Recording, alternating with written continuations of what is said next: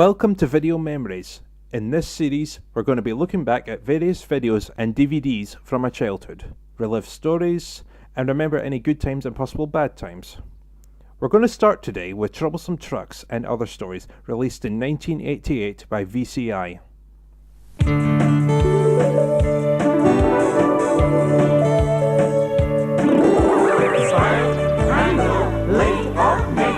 What's inside the singing? The first home video I ever personally owned was Singing Kettle Pirates, released in 1995.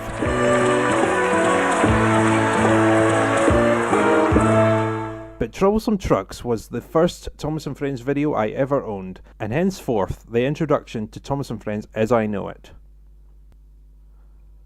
I'm not sure if I ever watched the series before receiving this tape, so as far as I'm concerned, Troublesome Trucks was the first episode I ever watched in this long-running children's series. I see you are sorry, James, he said. I hope now that you will be a better engine.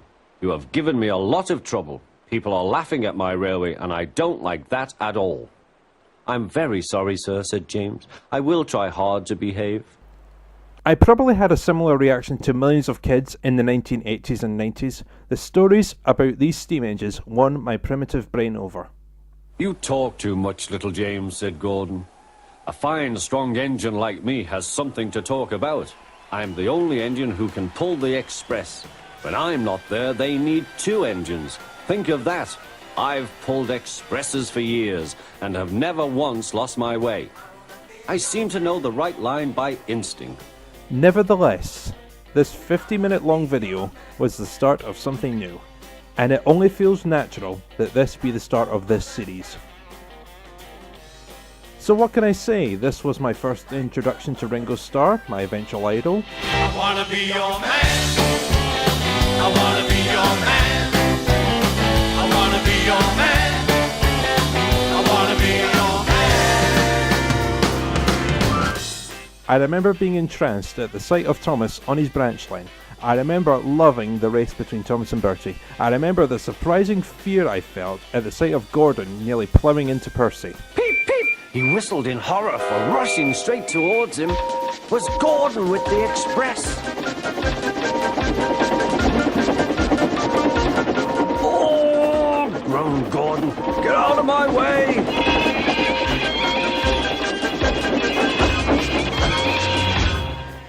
It scared the everlasting crap out of me. But it didn't stop me re-watching until the eventual breaking of the tape. What I have here is not my original copy. My first tape broke about 15 years ago, but after recovering my video collection, I could not pass up the opportunity to own a copy of this important part of my life. I hold a similar feeling towards Singing Kettle Pirates. I own two because one of them was absolutely trashed because of repeated viewings. These are the kind of entertainment sources that would easily win over any under 5.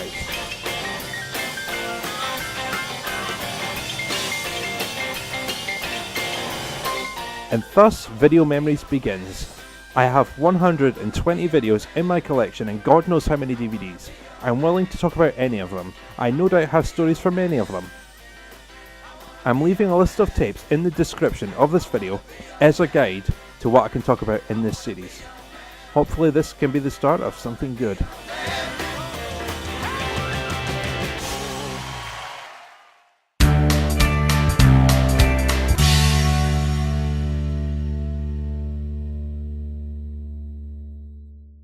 It's 1999, it's 8 AM. You're due to leave for school in half an hour. What do? Do nothing? Read a book? Watch on digital? Richard Peters, don't you realise that digital television is now really taking off? Every day, thousands of people are hooking up with On Digital. If you're wondering why they've got it, give On Digital a call, because Richard, they're all wondering why you haven't. Would you do any of them? No, of course not. You watch this, the 1996 Thomas & Friends video, My Little Mini-vid. There's been very little coverage of this release on YouTube, so that's where I come in. This video features the first 4 episodes of Season 1 and nothing more, so you'll breeze through this in 20 minutes. If you've seen the VHS collection, you'll know I never owned Thomas and Gordon and other stories, so Mini-vid was my way of experiencing how the TV series began in 1984. Obviously, if you have something like the complete first series, you'll have no use for this. There's very little difference. Well, there is one thing. Gordon gets hiccups. Well, little Thomas, chuckled Gordon, you know what hard work means, don't you? I'm surprised that in the more than 12 years of YouTube, I was the first person to actually bring light to that. It's on every copy of this video, and no one else has ever brought it up before. There is one more thing I could say. There was one scene I hated as a kid. They never stopped till they came to the station at the end of the line. The passengers all said thank you, and the Fat Controller promised Henry a new coat of paint. Yep, that. Edward, Gordon and Henry is probably the best episode on the tape, but I always associate this scene with a phrase I repeated all so often as a kid. God damn it, this is about to end! And yes, that is a true story. By the time I was 10, I was using all 7 of George's words. For the edification of our master's degree candidates, George, would you please enlighten them? What were the 7 words? Piss, sucker, motherfucker, and tits. Yeah, it's funny because it's censored. Oh, clean humour. In conclusion, as an adult, I don't hold it to that high of a standard. As a child in the 90s, this was an ideal way to kill half an hour of time. Of course, if you just want to immerse yourself in Thomas and Friends for an hour or two, this will be the last direction in which you'll be going. Indeed, by the time I hit 2003 and 2004, this wasn't a common watch for me. Not with these out there. But nevertheless, this one goes back far. This was always my way of attempting to delay the inevitable suckitude that was school. They often say high school is the best time of a kid's life. That's the dumbest thing I ever heard.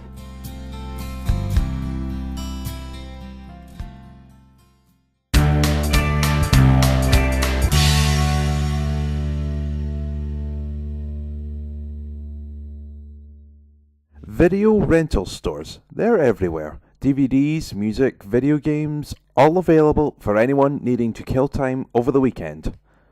Back in the 90s and early 2000s, it was the same deal. It's Friday, you've got the weekend to yourself, why not rent a video for a week? There's no doubt loads of options available. I remember renting Wayne's World 2 once. To this day, that has one of the coolest movie openings ever, music-wise at least. I love Frankenstein.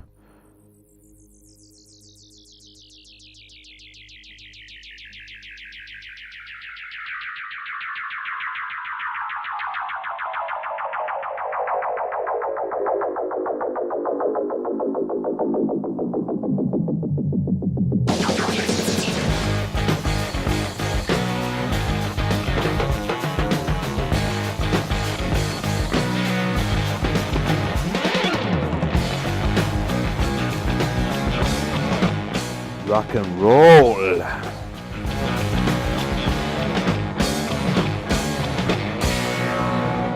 And little did I know that I would eventually own several DVDs featuring that song.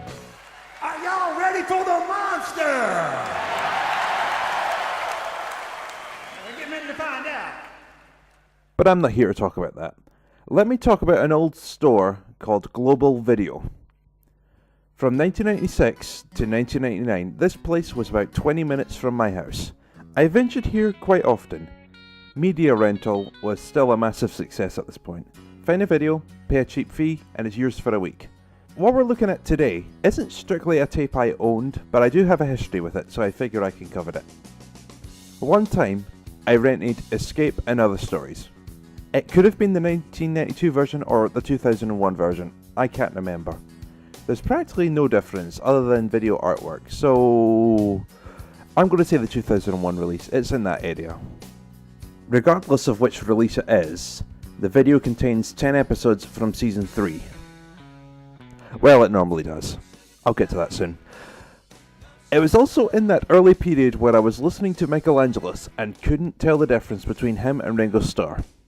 Give it until 2002. I'll get there eventually. I had the weekend free, I rented this because I was a fan, go figure, and headed home. I pop it into the VCR and away we go. It all seemed fine at first. First 4 episodes, Buzz, All at Sea, One Good Turn, Good Tender Engines, they all worked perfectly. All new stories to me as well. I had seen very little of Season 3 at this point.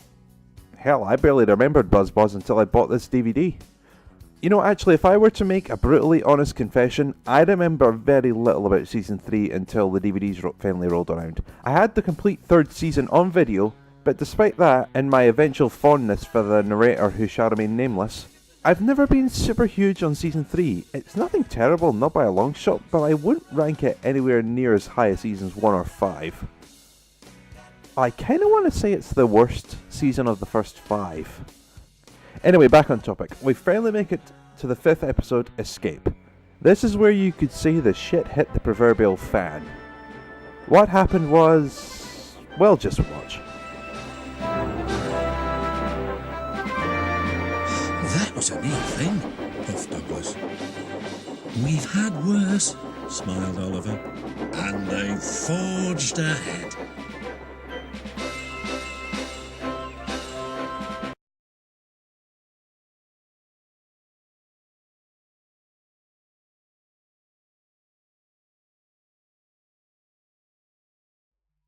Yep, that's all. The rest of the video was all static.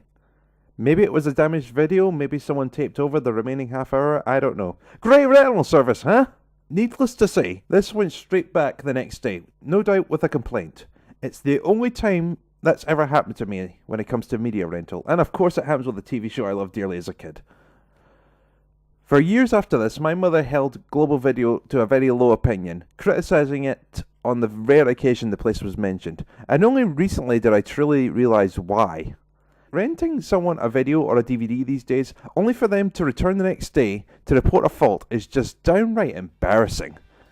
Either I was the first person to rent this video, or no one really gave a shit about the fault. Because they knew kids would happily watch this weird series about talking steam trains that used to feature that guy from the Beatles. Got to pay your dues if you wanna sing the blues. You know it don't come easy. And this love of mine keeps growing all the time. And you know it don't come easy. Global Video closed down in 2008, and looking back, I'm not surprised. Not just because there was a Blockbuster Video directly across the road, but their shoddy business practices probably didn't help. Considering it's been nearly 10 years, I doubt many people remember this place, especially with how successful Blockbuster used to be. Over here, the company went bankrupt in 2013, but I'm willing to bet at least 90% of people remember that company better than Global. Global was just a rare species that died off when they realised they couldn't compete with the enemy. Now, rental is one thing, but I will always say buying media has always been better than just renting for a week. You buy it, it's yours for as long as you desire, free for use in any way you desire.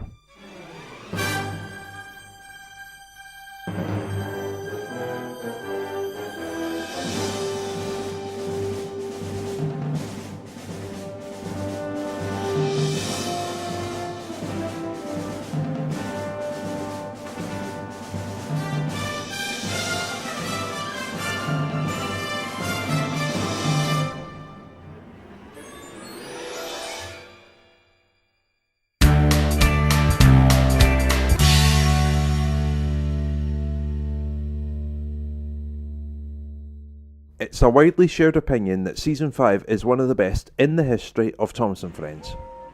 The plots are that good, the storytelling is incredible, and the regular accidents are top notch.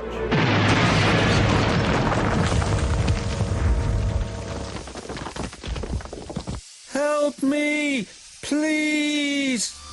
Indeed, I also share that opinion. Season 5 is one of my 2 favourites, the other being Season 1. My first experience with Season 5 was in October 1998 with Spooks and Surprises. This video is a unique specimen for me. I still have fond memories of this video being promoted in stores. In the UK, we have a supermarket chain known as Asda. The mother and I were making a shopping trip in October. It's also a common fact that as a child, shopping is one of the most boring things a 5-year-old can experience. Eventually, I found my way into the video section, the only worthwhile section in the store as far as I'm concerned, and what do you know, this thing is being promoted. Spooks and Surprises, 9 episodes from Season 5, fresh from the oven, known as children's TV. I still remember this well. Quite often these days, when you're promoting a new release, they showcase various clips from said release on a TV in the media section. That's exactly what they did with Spooks and Surprises. All you had to do was push a button near the TV and this is what you'd see. It was a moonlit night and Henry was working with Edward. The big green engine was taking a goods train to the station by the lake. Whenever that owl hoots, a mist rolls in, murmured Edward. There's a legend that when the mist's about, there's a ghost about too. Take care on the old line, Henry. Stupid bird, said Henry. Owls, mists, ghosts. Edward's going soft in the boiler. There's no mist. But Henry was wrong. What's that? Cried Henry. It's an amber lamp, murmured his driver. That means proceed with caution. Who's there? No one replied. Henry crept slowly forward. That was enough to keep me interested. It was only 60 seconds of one episode, but I was more than happy. Cliché, I know, but that's how kids roll. I no doubt badgered my mother incessantly for this. It was in my possession by Christmas 1998, just over 2 months later, and I'm willing to bet I was watching this within an hour of receiving this, watching and loving it. There's 2 things I could say began here. First thing, the bigger deal, was the collector in me. I barely collected seasons 2 through 4, but with season 5, I eventually came into ownership of every season 5 release. This continued with season 6 and 7. Every release I picked up, but it all began with season 5. This is where it all began. The second thing is something I've covered many times before, but it fits here, so I'm going to mention it again. What's my name?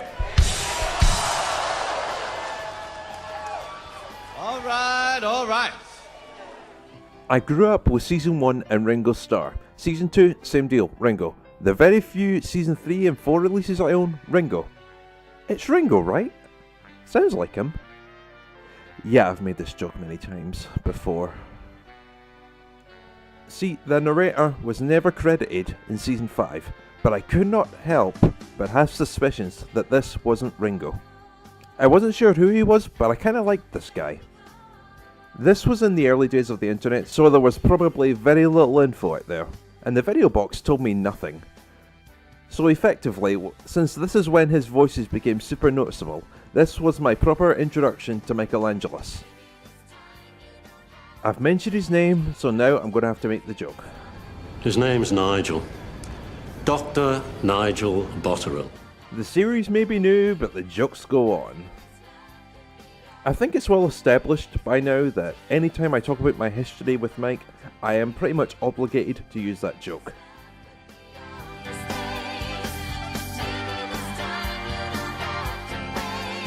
So what else is there to say about Spooks and Surprises that doesn't involve me talking about you-know-who?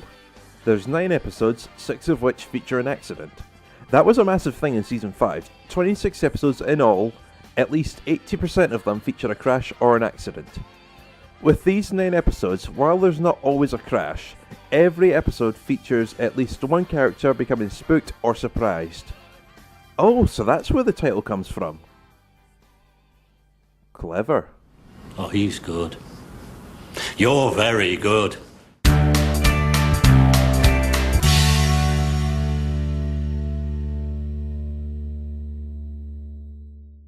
Right, if you're a parent, you'll know this to be true. You may love your offspring, but sometimes all you want is for said offspring to shut the fuck up for a while.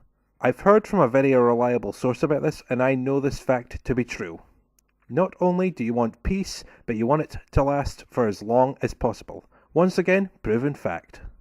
I have many videos in my collection, but this time we're going to be looking at my favourite Thomas & Friends home release of all time, Chases, Races and Runaways. If I were to offer a 5-second review of this release, all I'd have to do is reference a certain promo. Thomas the Tank Engine and Friends Playtime and the brand new release, Chases, Races and Runaways. 18 episodes of mischief and mishaps. Indeed, and that is this video in a nutshell. Something always happens. Chases, races, runaways, problems with coal, unruly livestock, arrogant freight cars, dumbless engines, and major travel inconvenience. All this and more in Chases, Races, and Runaways. So let's start at the very beginning.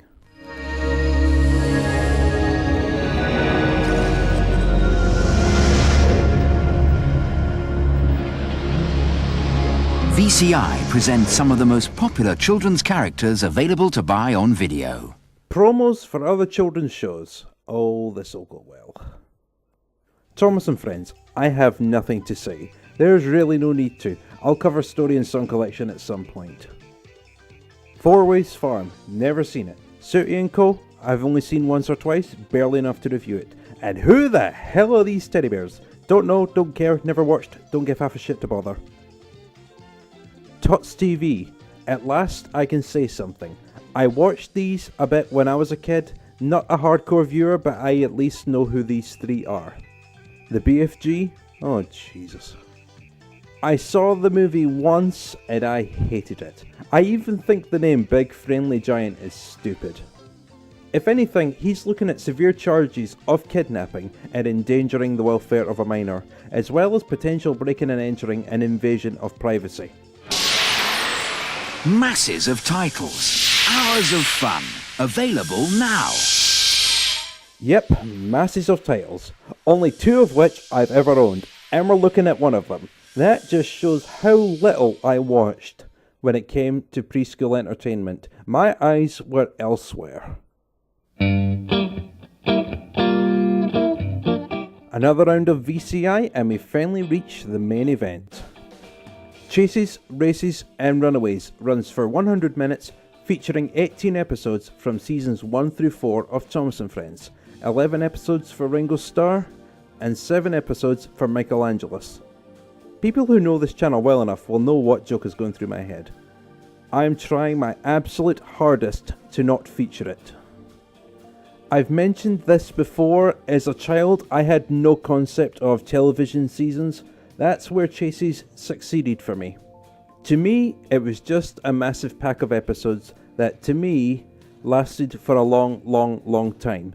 That's all a kid wants, and that's all the parents want. The kids want some entertainment that will occupy the brain, and the parents want it to last for as long as possible. For a 5-year-old with the right source material, the time will pass incredibly slowly and the mind will remain perfectly occupied. People have complained about the quality of seasons 8 and 9 of the TV series, about how the quality has gone down since season 5. I still maintain that season 6 is a genuinely good season, but some people won't hear of it. That's all fine and good, but you need to think about kids, mostly young ones who have no access to the internet and have no real concept of something they like potentially being bad. If it's related to something they like, they will no doubt like whatever is presented to them. If I were to point out a good example here, I'd point to Dukes of Hazzard, the 2005 movie. I used to think it was a very good movie, purely because I liked the TV series. 12 years later, I know perfectly well that it's really not a good movie. The action is good, but the casting choices really do not benefit the characters. Why did I love it so much as a 12-year-old? Because I was young, and I was easily pleased with anything relating to something else I loved. The same could also apply to Chases, Races and Runaways. It has a massive collection of episodes, and is also a good mix between the first 4 seasons, which kept my mind hooked. I may have had the complete first series, the complete third series, the biggest party video, but my love for them was nothing compared to Chases. This one had a magical hold on me that cannot be explained. Down the Mine, Percy and the Signal, Story and Song Collection, anything from season 5 onwards. They don't compare. Seasons 1 and 5 still remain my favourite in the entire series, but in terms of home releases, this is the top of the pile for me. I wouldn't go back and watch it much these days as a 24-year-old, but it's still there and it's still top for me. I'm not sure of what else to say really. There's no real story to tell. I saw this before seeing the entirety of seasons 2, 3 and 4, meaning this was my introduction to episodes like A Close Shave, The Runaway, Percy's Predicament, Gordon and the Famous Visitor, and Four Little Engines.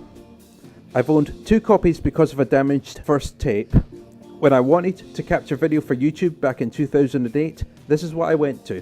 When I had to test my VCR for Recordable Fridays, this is what I went to.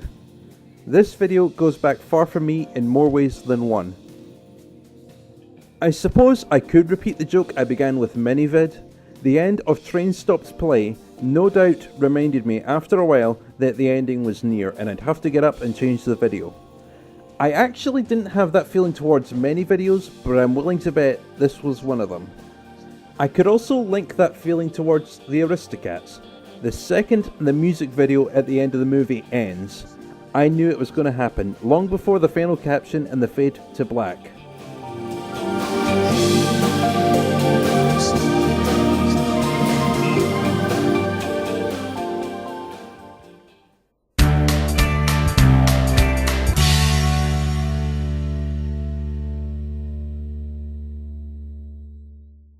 My Little Thomas the Tank Engine and Friends from 1996.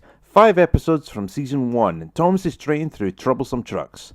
Essentially, it's a spiritual successor to Mini-vid. It's the same, yet totally different. So if it's the same, what is there to say?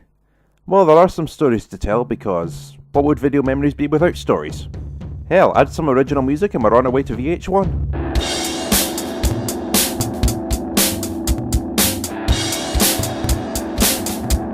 Oh god, no, let's not go there. That song is horrific and whoever created that should be ashamed of themselves for the rest of time. Let's tell the parental story first. For me to own a video purchased by my mother, I was not allowed to own a majority of the content on said video. Little Thomas is a prime example of this. Once again, we return to Asda, the exact same Asda actually. The year is 1998. I begged her to buy this for me. She wasn't convinced and was sure at this point that I owned every single episode. She had no idea how far the series would go. She listed every episode on the video. I had never seen any of them except Troublesome Trucks, for obvious reasons. I had to convince her of this, and somehow it worked, and here we are.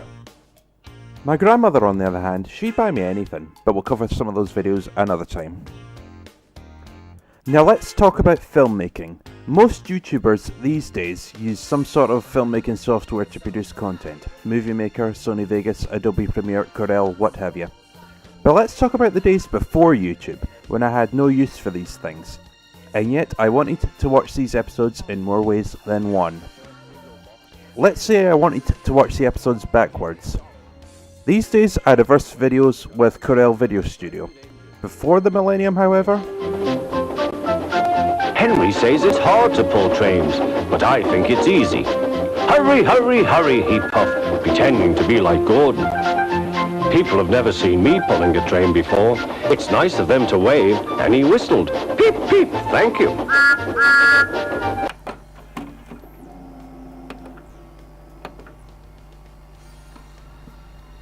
oh yeah, splendid, wonderful. It'll never get more fulfilling than this. You know what? Let's watch through the window to see it mirrored, because why the fuck not at this point?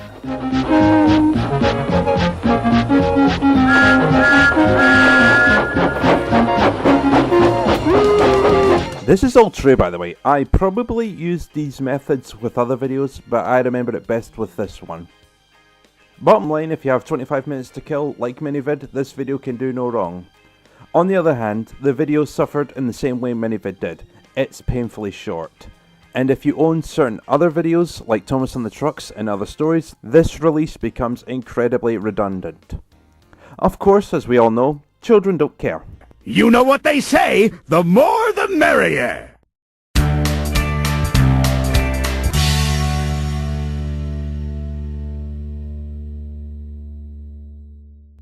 My grandmother lives in Fife. She's currently the only member of my family to still reside there. I don't see her moving anytime soon. Back in 1997, I paid her a weekend visit, and she presents this to me. Story and Song Collection. There's a group of songs in this one. Songs and Thomas and Friends? When the hell did that happen? I must watch. Of course, this was 1997. YouTube was nearly a decade away, so I'd never heard any Thomas-related songs before. Let's see where this goes. Okay, it's VCI, seems legit. Most of the videos I have at this point are VCI.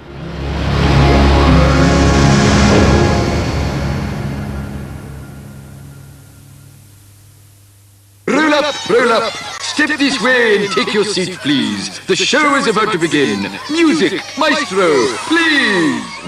What the hell? Okay, 20 years ago, I was convinced that this was just a butchered version of a similar promo from Chases, Races and Runaways. I had seen that first, so I just expected it to say... And now you can sing along with Thomas too. Alas, that did not happen. The first 20 seconds are virtually identical, barring a different voiceover. It goes on to talk about Four Ways Farm, those freakish teddy bears, Rosie and Jim, Tots TV. This all means nothing to me. Oh wait, Brum, I know him. I watched him a little bit. I can't say much, but I at least know him. Overall, there's nothing truly wrong with this ad, but I can't help but find it bizarre that it's presented like it's a circus. And it turns out it's not butchered, because this video actually came out a year before Chases. It doesn't mean much, it still sucks. Then again, there's something kids will do more with a video than adults would. Yeah, you don't expect kids to actually watch this crap, do you? Get real, people! And now to the main event, Story and Song Collection. 5 songs and 5 episodes from Season 4, narrated by Michael Angelis. Oh no.